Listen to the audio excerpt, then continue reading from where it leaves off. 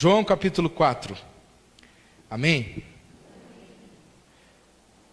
Quando os fariseus ouviram que Jesus fazia e batizava mais discípulos do que João, se bem que Jesus não batizava, e sim os seus discípulos, ele deixou a Judeia e voltou outra vez para a Galiléia.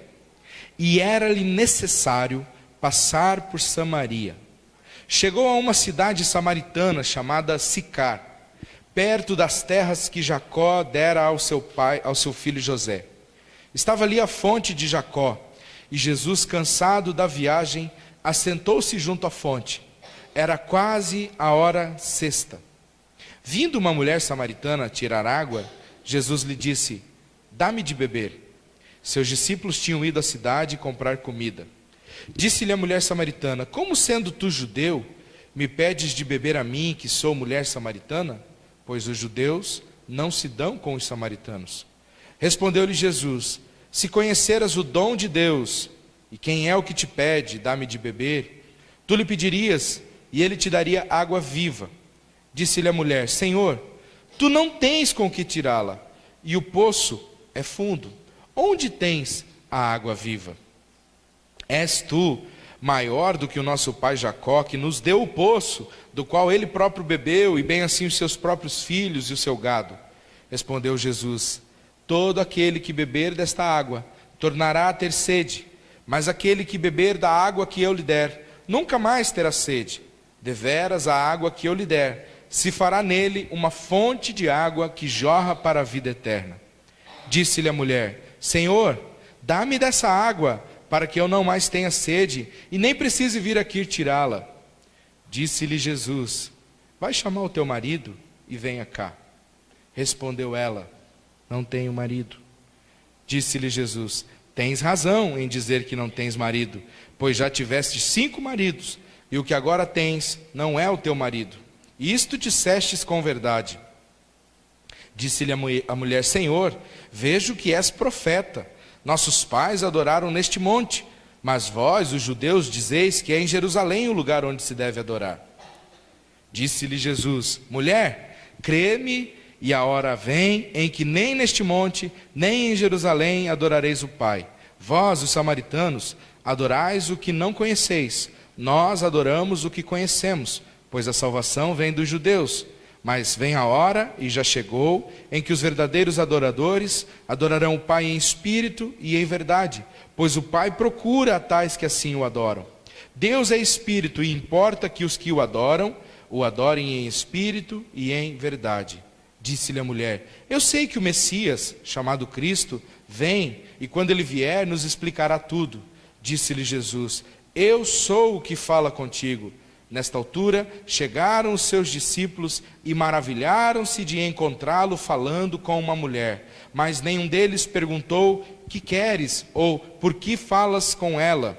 Versículo 28. Então, deixando o seu cântaro, a mulher foi à cidade e disse ao povo: "Vinde e vede um homem que me disse tudo o que tenho feito. Poderia ser este o Cristo?" Saíram da cidade e foram ter com ele. Agora, a partir do versículo 39. Muitos dos samaritanos daquela cidade creram nele por causa do testemunho da mulher. "Disse-me tudo o que tenho feito." Vindo ter com ele, os samaritanos rogaram-lhe que permanecesse com eles, e ficou ali 2 dias. E por causa das suas palavras, muitos mais creram nele. Diziam à mulher: "Já não é pelo teu dito que nós cremos. Agora nós mesmos o ouvimos falar, e sabemos que este é verdadeiramente o Salvador do mundo." Amém? Amém. Jesus, ele desenvolve o seu ministério em Jerusalém, depois ele vai para a Judéia. Estando na Judéia, começa ali a haver um conflito entre os discípulos de João e os próprios discípulos de Cristo. Eles começam a dizer assim: João está batizando mais pessoas do que nós, algo desse jeito. E Jesus, não querendo entrar naquela discussão, então ele decide deixar a Judéia e voltar para Jerusalém.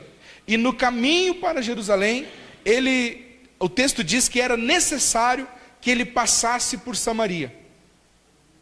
Irmãos, do ponto de vista geográfico, do ponto de vista logístico, passar por Samaria não era necessidade nenhuma. Aliás, passar por Samaria significava aumentar um pouco mais o trajeto. E um judeu jamais ia passar por Samaria, porque os judeus não se davam com os samaritanos, como nós acabamos de ler aqui no texto. Mas para Jesus era necessário que eles, vindo da Judeia para Jerusalém, era necessário que ele passasse em Samaria. E por que era necessário que ele passasse em Samaria? Porque lá tinha uma mulher que ao meio-dia ia vir a um poço, lá na cidade de Sicar. Meio-dia, aquela mulher que já tinha tido 5 maridos ia estar naquele poço, e Jesus precisava ter uma conversa com essa mulher. Jesus tinha algo muito importante para tratar com essa mulher, e essa era a necessidade de Jesus em passar em Samaria. E então eles saem da Judéia e começam a viagem em direção a Jerusalém. E ao meio-dia, quando o texto diz a hora sexta ou sexta hora, eu estou percebendo, irmãos, que esse ventilador está deixando muita gente com frio. Então, se alguém quiser desligar, os diáconos quiserem diminuir, por favor. Eu estou percebendo gente tossindo, gente botando blusa. Então, talvez ali, uns estão encalorados, outros estão com um pouco de frio. Deixa no meio termo, que aí já fica melhor. Então, Jesus, ele precisava vir da Judéia, e ele precisava estar ali, porque tinha uma mulher ali, que Jesus precisava tratar um assunto muito sério com ela. E ao meio-dia, quando o texto diz a hora sexta, ao meio-dia, Jesus então, deixa assim, irmãos, deixa assim, não tem problema. Ao meio-dia, Jesus passou por ali, né? Jesus passou por ali. E aí, chegando lá, Jesus dá uma ordem para os discípulos. Ele estava com sede e com fome, e ele diz: vão até a cidade e comprem comida. E todos os discípulos de Jesus foram então para comprar comida. E Jesus ficou sozinho lá no poço, sentado no poço. E de repente, aquela mulher que vinha ali costumeiramente, e que Jesus estava esperando que ela viesse, chega lá no poço com os seus baldes, com os seus jarros, com os seus cântaros para pegar água. E Jesus começa então um diálogo que nós acabamos de ler. E o texto diz assim: disse Jesus, disse a mulher, disse Jesus, disse a mulher. E assim o texto vai falando. E aí Jesus está sentado no poço, com sede. A mulher chega com os cântaros, a mulher olha para Jesus, vê que ele é um judeu, já não dá muita bola, mas Jesus vai puxar um papo com a mulher. E ele diz assim: mulher, dá-me água para beber. O diálogo de Jesus começa com essa mulher com um pedido muito simples: me dá um copo d'água. E aquela mulher samaritana, cheia de preconceitos e cheia de religiosidade, ela vai dizer assim: como sendo tu um judeu, olhou para Jesus e viu ali pelas suas vestes, talvez pela sua aparência, ela disse: como sendo tu um judeu, pedes águas a mim, que sou mulher e samaritana? Não era muito comum um homem conversar com uma mulher, pedir alguma coisa sozinho para uma mulher, e um judeu jamais ia beber no mesmo copo que um samaritano bebesse, porque eles consideravam os samaritanos impuros. E aí então, quando Jesus pede água, ele surpreende aquela mulher. E ela está cheia de preconceitos e cheia de religiosidade. Como sendo tu judeu, está pedindo água para mim, que sou uma mulher, né? Você não está, como quem diz assim, você não sabe que você está quebrando o protocolo aí? Né? Ela não sabia que era Jesus, ela só achava que ele era um judeu. Então, ela está dizendo assim: você não sabe que os judeus não se dão conosco? Você não sabe que os judeus não bebem no nosso copo? Então você está quebrando o protocolo. Então, me dá um pouco de água. E ela começa a responder com uma série de preconceitos. E aí Jesus diz assim: se você soubesse quem está te pedindo água, se você conhecesse quem está te pedindo água, você ia pedir água para ele, e ele ia te dar água viva. Aí a mulher começa a ser sarcástica. Ela diz assim: ah, é? Mas o senhor não tem balde, e o senhor não tem, né, como tirar a água do poço, porque o poço é bem fundo. Mas eu quero chamar a tua atenção aqui para a pergunta, para a afirmação que Jesus faz para essa mulher: se você conhecesse aquele que fala contigo, você pediria. Você já reparou que muitas vezes nós não recebemos o que pedimos para Deus, porque nós não o conhecemos suficientemente?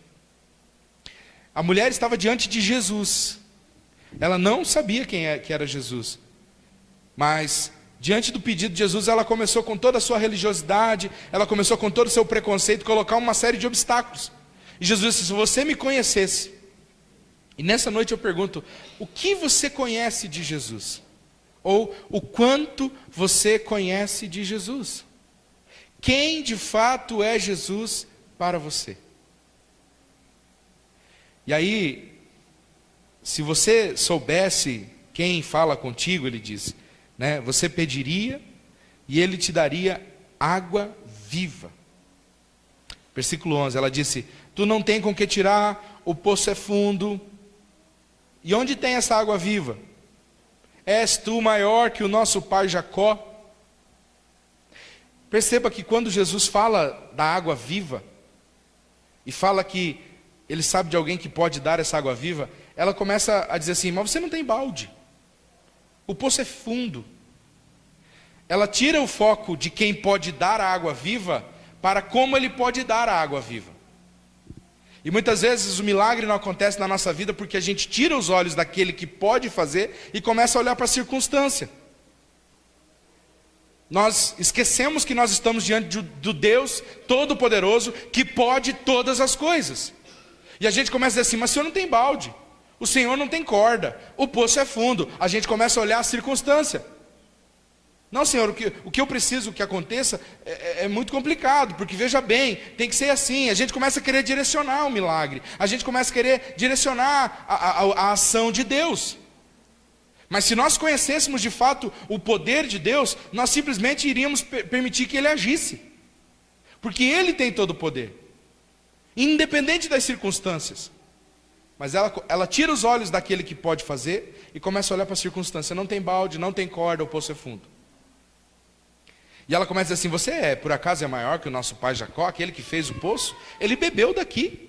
Não só ele bebeu, como também os filhos dele bebeu, o gado dele bebeu, e agora o Senhor está dizendo que conversa é essa?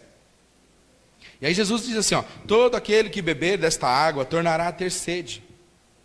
Agora Jesus já não está mais falando de água do copinho, aquela primeira conversa que ele estava tendo com ela. Jesus já não está mais falando disso.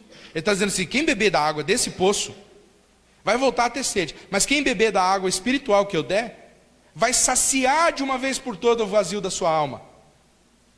Aquela mulher precisava vir todo dia buscar água ali naquele poço para saciar uma necessidade, sede.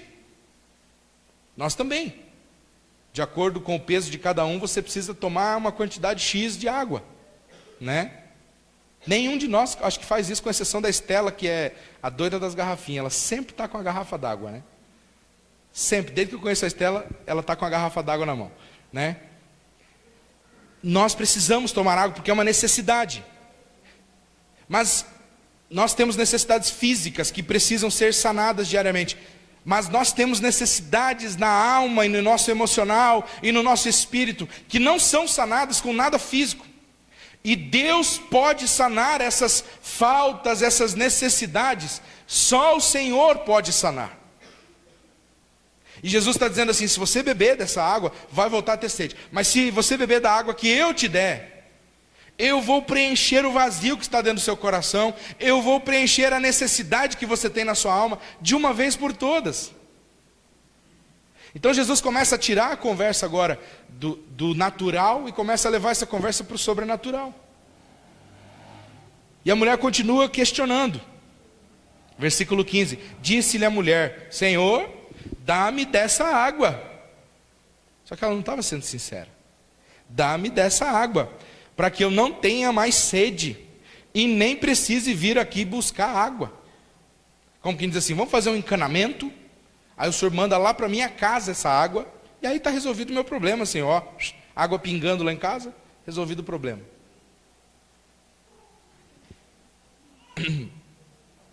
Irmãos, quando essa mulher começa a zombar de Jesus, Jesus vai para o cerne da questão.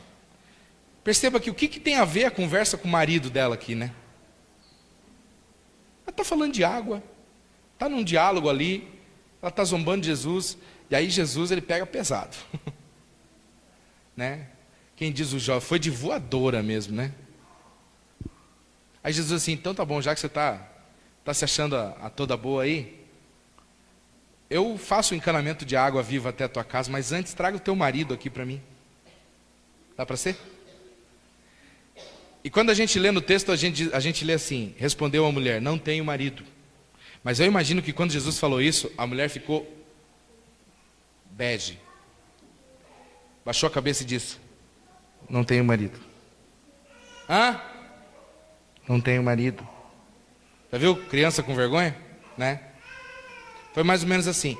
Agora vai começar a haver transformação na vida dessa mulher. A partir do momento que ela começa a confessar o pecado dela, começa a confessar os problemas que estão na vida dela, é que de fato Deus vai poder agir na vida dela.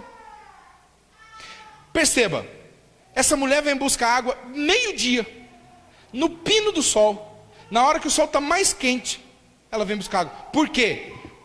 Uma boa dona de casa, muito provavelmente, iria bem cedinho, já para ter água para os afazeres domésticos, porque pela manhã é mais fresco. Mas não, essa mulher, ela vem meio-dia. Por quê? Porque meio-dia não tinha ninguém no poço. Provavelmente as outras pessoas, outras mulheres que vinham, já nem queriam a companhia dela. 5 maridos, aqui que eu vou ter relacionamento com essa mulher, vai que ela vai na minha casa. Né? Então ela vinha num momento que ninguém estava lá, para já não ser zombada, para ninguém ficar olhando feio para ela, para ninguém ficar questionando a vida dela. Então ela vem na hora do almoço. Mas naquele dia, nada mais, nada menos que Jesus estava lá no poço. Olha que coisa tremenda, a necessidade que Jesus tinha de encontrar essa mulher. E aí Jesus começa a confrontar o pecado dela. Irmãos, aí no momento em que ela fala assim, que não tem marido, não tenho marido, disse-lhe Jesus: tens razão em dizer que não tens marido, pois tivesse 5, e o que agora tens não é teu marido. Agora você começou a falar a verdade. Lembra que a mulher disse assim no começo da conversa: o senhor é um judeu, pede água a mim. Agora ela diz assim no verso 19: olha, eu estou vendo que o senhor é um profeta. Ela começou a perceber que o negócio era sério ali. Então, de um simples judeu, agora Jesus já está alguns degraus acima. Na visão da mulher, ele já é um profeta, porque Jesus está confrontando o pecado dela. Irmãos, agora eu quero chamar a tua atenção para algo aqui. Você imaginou? A mulher chega lá no poço, ela vem para buscar água, aquele monte de galão, jarro, sei lá, né? Jesus está sentado no poço. Daí Jesus arreda assim a tampa do poço, estala um dedo, sai um jato d'água assim, e aquele jato sai e cai dentro do balde da mulher. Não ia ser espantoso? A mulher não ia dizer assim: quem é você? Eu sou Jesus. Ela ia se prostrar ao pé dele, fim da história. Ela ia para casa. Caramba, o cara é poderoso mesmo, hein? Jesus podia fazer isso, sim ou não? Sim. Ia chamar a atenção dela, sim ou não? Sim. Mas com certeza não ia transformar a vida dela. Porque transformação só vem e só acontece mediante a palavra de Deus. Nenhum milagre transforma a vida de ninguém. Manifestação sobrenatural nenhum faz modificação no coração de pessoas. Modifica o físico, mas o coração e a alma, só a palavra de Deus. E por isso que Jesus tinha que confrontar o pecado dela, por isso que Jesus tinha que ter esse diálogo com ela, porque é a palavra de Deus que estava sendo pregada e anunciada ali. Então, se Jesus realizasse um milagre para mostrar que ele era o Jesus, ela ia embora, ia contar o milagre, assim: olha, o homem lá fez eu botar água dentro dos meus baldes, ele é poderoso mesmo. Mas não ia acontecer transformação nenhuma na vida dessa mulher. E o grande problema é justamente que nós vivemos atrás de manifestação, nós vivemos atrás de revelação, de vários sinais e coisas, mas Deus quer nos confrontar com a sua palavra. E muitas vezes o confronto vai expor o nosso pecado, como ele fez com essa mulher. E quando ela começa a confessar o seu pecado, a cura e a transformação começa a acontecer. Então Jesus poderia ter se apresentado de uma forma sobrenatural para ela. Mas não, ele se apresenta num diálogo, na palavra. Ele confronta o pecado dela. E quando o pecado dela é confrontado, ela foge. Ela diz assim: eu estou vendo que o senhor é um profeta. Veja bem, já que o senhor é um profeta, me diga aí. Os nossos pais dizem que nós temos que adorar aqui nesse monte. Mas os judeus dizem que é em Jerusalém. Quem que está certo? Ela está tentando fugir da conversa, irmãos.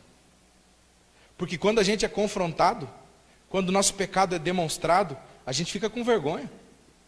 A gente quer sair dali. A gente quer, viu, vamos mudar o assunto aqui, porque está ficando meio ruim esse negócio aqui. Era isso que a mulher estava fazendo. Jesus estava falando assim, ó, você teve 5 maridos, esse que você tem não é teu, e agora, Senhor, o Senhor é um profeta. Então, já que o Senhor é um profeta, responde umas perguntas teológicas minha aí.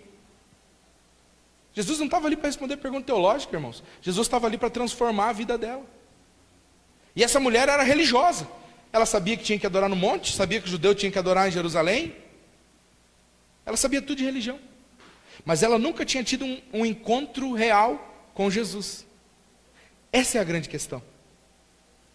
E eu coloquei um título nesse sermão nessa noite. Trocando a religiosidade por uma fé pessoal. Porque até então aquela mulher era religiosa. Com todos os seus pecados, ela continuava sendo religiosa. Mas ela de fato não tinha fé em Deus. Ela não conhecia o Salvador. E é totalmente possível que nós sejamos religiosos, que nós entremos e saímos por essa porta, ou por qualquer porta de igreja, que a gente vai, que a gente volte, que a gente vá, que a gente volte, e a gente continua do mesmo jeito, carregando os nossos pecados para cima e para baixo. Não acontece transformação. Então somente quando há esse confronto com a palavra de Deus, é que o nosso pecado ele é colocado, ele é confrontado, e aí então acontece essa transformação. Podem olhar para aqui, irmãos. Os irmãos estão atendendo ali já, fiquem tranquilos. Somente quando há esse confronto com a palavra, somente quando a palavra de Deus é colocada, e somente quando o pecado é confrontado, é que de fato começa a haver transformação. Mas essa mulher tenta fugir do assunto. E esse é o grande problema nosso. Nós somos uma geração que quando muitas vezes o nosso pecado começa a ser confrontado, a gente começa a fugir. E a gente se esconde atrás da nossa religiosidade. Ela começa a dizer assim, é a conversa que a gente ouve, quando alguém é questionado, quando alguém é confrontado. Quais são as desculpas que nós ouvimos? Ah, mas eu tenho fé. Eu tenho fé. Essa mulher também tinha fé, mas ela tinha pecado. Ah, eu vou na igreja. Ok, essa mulher também. Ela sabia onde que era o lugar de adorar, mas ela continuava em pecado. Ela diz, aquela conversa que a gente ouve muito, eu não faço mal para ninguém. Ok, mas você pode não fazer mal para ninguém e continuar em pecado. Então a gente se esconde atrás da nossa religiosidade. A gente se esconde atrás da nossa religiosidade quando nós somos confrontados pelo nosso pecado. E aí a gente entra e sai por essa porta e nada acontece. Nada acontece. Mas quando nós somos de fato confrontados pelo Senhor, Ele mostra o nosso pecado, Ele vem com a sua palavra, e Ele começa a dizer, olha, você está errando aqui, isso aqui está errado na sua vida. E a gente não foge, e a gente reconhece. A gente reconhece o nosso erro, a gente reconhece o nosso pecado. Só então começa a haver transformação. E aí, Jesus responde a pergunta daquela mulher, não é nesse monte, não é no outro, é em espírito e em verdade. E Ele continua falando com ela, continua dizendo assim, mas esquece isso, vamos tratar aqui nós dois, eu quero tratar da sua vida. Esquece isso agora. Eu estou aqui para conversar com você. E Ele vai mostrando os pecados dela, vai revelando seus problemas. E aí os discípulos chegam e ela fica impressionada. Ela diz assim, eu sei que o Messias chamado Cristo virá. E Ele diz, eu sou o Messias. E quando Ele diz eu sou, essa palavra tem um poder tão grande. Quando Ele diz eu sou, eu imagino que aquela mulher conseguiu ver realmente quem estava falando com ela. E os discípulos chegaram, viram aquela cena, mas veja, Deus tem um plano certinho. Deu tempo de Jesus conversar tudo que Ele tinha que conversar com aquela mulher. E aí aquela mulher que veio com o seu cântaro, que veio com o seu jarro para buscar água, aquilo era a prioridade dela. Aquilo era o mais importante para ela naquele momento, levar água para casa. Mas diante do encontro que ela teve com Jesus, o versículo 28 diz que ela deixou o seu cântaro e voltou para a cidade. E se nosso encontro com Jesus não faz com que haja um replanejamento nas nossas prioridades. Se o encontro que a gente teve com Jesus não faz com que a gente deixe algumas coisas para trás para servir ao Senhor, é porque de fato a gente não teve encontro. A gente está sendo religioso, mas de fato não está tendo fé pessoal em Cristo. Porque essa mulher, o encontro que ela teve com o Senhor fez com que ela deixasse o cântaro dela para cá. Isso é importante, mas mais importante ainda é eu ir lá na minha cidade e dizer para as pessoas: eu encontrei o Salvador. E sabe qual é o problema? A nossa religiosidade, a gente vai e volta e carregando o nosso cântaro, porque isso aqui é mais importante. Encher o cântaro é importante. A gente está aqui com os nossos cântaros nessa noite e a gente quer encher o cântaro. Seja qual for a bênção que você ou eu precisamos, a gente está sempre com o cântaro debaixo do braço, querendo encher o cântaro. E Jesus está querendo tratar a nossa alma, Jesus está querendo libertar os nossos pecados, Jesus quer transformar a nossa vida, Jesus quer transformar a vida dos nossos filhos, Jesus quer transformar o nosso casamento. Mas a gente quer encher o cântaro. A gente só quer encher o cântaro. E enquanto essa for a nossa prioridade, é só religião, não é fé pessoal, porque continua desfocado.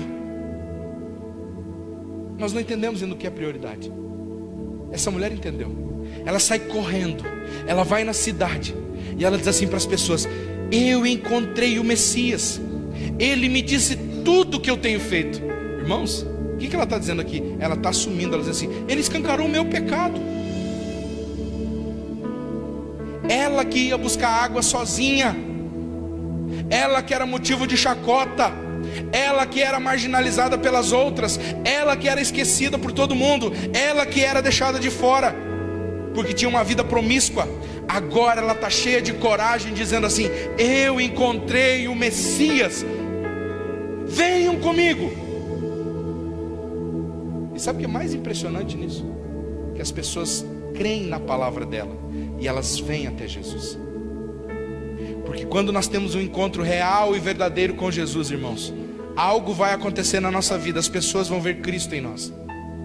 Não é mais religião que vai falar, não é mais um monte de regra. É uma verdade tão forte que nós não vamos conseguir ficar só para nós. Eu encontrei o Salvador. E veio aquele monte de gente. Sabe o que é interessante? Os discípulos foram na cidade comprar comida. Os discípulos de Jesus não convidaram uma pessoa para ir até Jesus. Eu sempre digo, não convidar ninguém para o culto. É ou não é? Foram na cidade, compraram comida, mas voltaram para o poço sem falar com ninguém. Não falaram do evangelho para ninguém, não pregaram para ninguém, não convidaram ninguém para ir encontrar Jesus. Essa mulher, ela sai de onde ela está, vai na cidade e volta com uma multidão, porque ela teve um encontro real e verdadeiro com Jesus. E as pessoas vêm até ali, e elas começam a ouvir Jesus pregar, elas começam a ouvir Jesus ensinar, e elas ficam tão maravilhadas com aquilo, e elas dizem: Senhor, por favor, fique um pouco mais com a gente. Eu sei que o Senhor tem muitos compromissos, mas por favor, venha para nossa casa, venha para a nossa vida, venha para a nossa vila. Nós precisamos do Senhor aqui. Olha isso, irmãos, eles encontraram Jesus. Jesus é mais importante que qualquer coisa. Por favor, Senhor, venha conosco. Mas sabe o que a religiosidade faz? Já passou da hora, pastor, está na hora de terminar a pregação. A gente não quer mais de Jesus. Já está bom, já deu 1h30. É isso que a religiosidade faz. A gente cumpre o horário, a gente cumpre a regra. A gente quer mais de Jesus. A gente não quer sair da presença de Jesus. A gente quer levar Jesus para dentro da nossa casa. A gente quer levar Jesus para os nossos vizinhos, para os nossos familiares. Eu quero Jesus, Jesus fica comigo. Eu preciso do Senhor, venha cá, Jesus. Eu tenho um monte de problema aqui, o Senhor pode me ajudar. Vem aqui, Senhor. Mas a religiosidade não faz isso. A religiosidade foge de Jesus. Cumpre o horário, cumpre a obrigação, tudo certinho, mas continua vazio. E carrega o pecado e o cântaro para cima e para baixo. Isso não é fé, isso é religiosidade. Então aquelas pessoas, ao encontrar o Senhor Jesus, elas dizem: venha conosco, por favor. E sabe o que é tremendo? O texto diz que Jesus foi com elas, ficou 2 dias. 2 dias ensinando aquelas pessoas. E se ele não tivesse cumprindo uma agenda divina, ele tinha ficado muito mais. Mas sabe o que é a boa nova que eu tenho para você nessa noite? É que se você convidar o Senhor Jesus hoje para entrar na sua vida, Ele não vai ficar 2 dias. A promessa dele é que Ele vai estar contigo todos os dias, até a consumação dos séculos. Ele vai entrar na nossa casa, meus irmãos. Ele vai entrar na nossa família, Ele vai entrar no nosso casamento. Você trouxe seu cântaro hoje aqui, você precisa encher ele. Talvez seja uma coisa muito genuína que você esteja precisando. Mas o Senhor Jesus está dizendo assim para você: deixa eu tratar a sua vida primeiro. Deixa eu tratar esses vazios que tem na sua alma. Deixa eu tratar essas feridas que tem no seu coração. Deixa eu tratar da sua vida primeiro. Depois a gente enche esse jarro. Depois a gente coloca aquilo que você precisa nesse jarro. Mas primeiro eu quero tratar da sua vida. E às vezes a gente cai nesse erro, irmãos, de começar a viver uma religiosidade. A gente cumpre o horário certinho, mas a gente continua vazio. A gente não sente a presença do Senhor. Mas aquela mulher, ao encontrar o Senhor, há uma transformação tão grande. Ela não tem vergonha de ir na cidade e dizer assim: eu encontrei o Salvador, venham comigo. Venham aqui. Nessa noite, talvez você, como essa mulher, tem necessidades a serem supridas. Ela veio com o jarro para pegar água, mas ao encontrar Jesus, ela deixou o jarro lá. E talvez na segunda vez que ela veio, ela encheu o jarro. Mas no momento em que ela encontrou o Senhor, ela recebeu muito mais do que água num jarro. O Senhor Jesus libertou ela da vergonha. Ela sentiu a liberdade de estar livre do pecado, dos olhos de julgamento das pessoas que olhavam e diziam: pecadora, adúltera. Não, Jesus libertou ela. E ela talvez experimentou algo que ela nunca tinha experimentado na vida dela. E nessa noite nós estamos aqui com os nossos cântaros, mas o Senhor está dizendo para você que Ele quer tratar primeiro a sua vida, para depois encher o seu cântaro. Então, se você tem algo para colocar diante do Senhor na sua vida, irmãos, nós não estamos falando agora aqui de coisas físicas e materiais, mas necessidades de fato emocionais e espirituais. Se você sabe que Deus precisa tratar algumas coisas na sua alma, eu quero convidar você a dar um passo de fé e orar conosco nessa noite aqui na frente. Colocar diante do Senhor a sua vida, colocar diante do altar a sua vida. Dizer assim: Senhor, eu quero esse encontro contigo. Eu preciso reconhecer que eu tenho aqui coisas a serem tratadas. Por que, pastor, ir lá na frente? Porque se nós não damos um passo de fé muitas vezes dentro de uma igreja, lá fora nós não iremos dar esse passo de fé. Amém.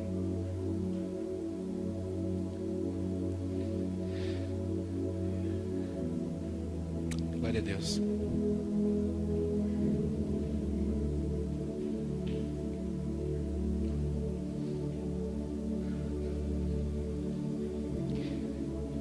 Vou desafiar você a ter uma conversa muito sincera com o Senhor agora. Porque para aquela mulher Ele revelou qual era o pecado dela. Mas nessa noite o Senhor está dizendo para você: confesse o seu pecado. E você pode abrir a sua boca agora e falar só para Ele. Nós não precisamos saber, porque nós não temos o poder de perdoar. Mas o nosso Pai Celestial, Ele tem todo o poder de te perdoar. Então abra sua boca agora e diga: Senhor, eu estou pecando aqui, Senhor. Este é o meu pecado. Esta é a minha falha. É nessa área que eu preciso de transformação. Senhor, eu tenho sido religioso, mas eu não tenho tido o encontro pessoal contigo. Senhor, eu tenho tido religião, mas eu não tenho tido uma experiência de fato com o Senhor. E que esse momento agora seja você e Deus. Você que ficou aí nos bancos, do mesmo modo, feche seus olhos. e tenha uma conversa muito franca com Deus sobre as áreas da sua vida que você precisa da intervenção do Senhor. Esqueça o seu jarro agora. Sabe aquela necessidade física? Aquela necessidade material? Deixa ela de lado agora. O Senhor está vendo ela. O Senhor está vendo o jarro vazio. Ele sabe que precisa encher esse jarro. Mas Ele primeiro quer tratar a sua alma. Ele primeiro quer tratar a sua vida, seu coração, as feridas que foram abertas nesses anos, as palavras que foram ditas que machucaram você, os sonhos que não deram certo.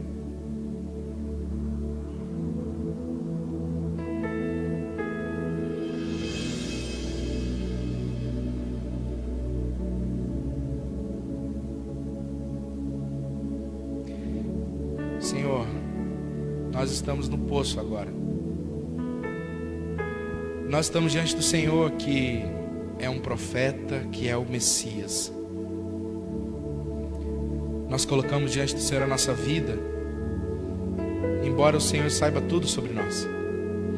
Mas nós confessamos a Ti as nossas culpas, os nossos pecados, porque precisamos ser perdoados, ó Deus. Precisamos ser renovados, ó Pai. Senhor, olha para cada pessoa, Pai, que deu esse passo de fé de estar aqui na frente, e os que ficaram no banco, Senhor Deus, mas que também com certeza tem coisas a serem tratadas. Nós colocamos a nossa vida diante do Teu altar agora, Senhor. Muda o que tem que ser mudado. Perdoa, Senhor Deus, aquilo que precisa de perdão. Renova, Senhor, a nossa fé. Senhor, redireciona as nossas prioridades, Senhor. Ah, Senhor, como é difícil tirar os olhos do jarro.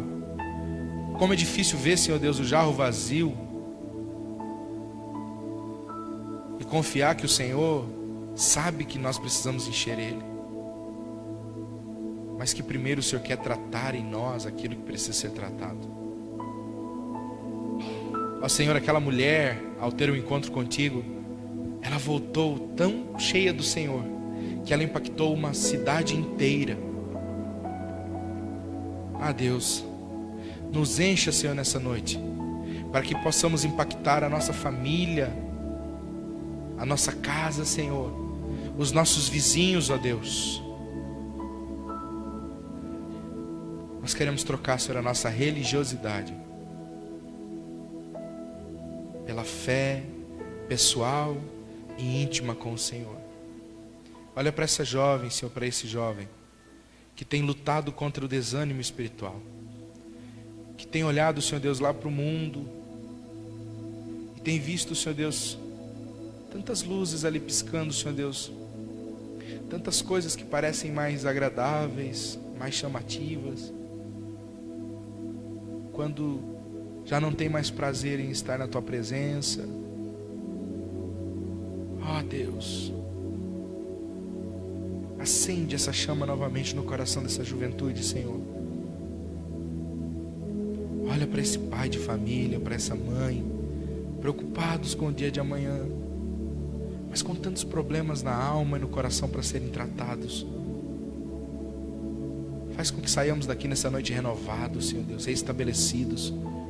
Aqueles que estão enfermos, Senhor. Senhor, estende a sua mão sobre o enfermo e traz cura. No nome de Jesus, Pai. Repreenda toda a enfermidade no nosso meio, Senhor. Para a Tua honra e para a Tua glória, Senhor. Senhor, ajuda-nos, Senhor, a deixar os nossos cântaros, a confiar que o Senhor tem provisão para nós, a confessar os nossos pecados diante de Ti e sermos livres e libertos no Senhor. Em nome de Jesus. Amém, Senhor.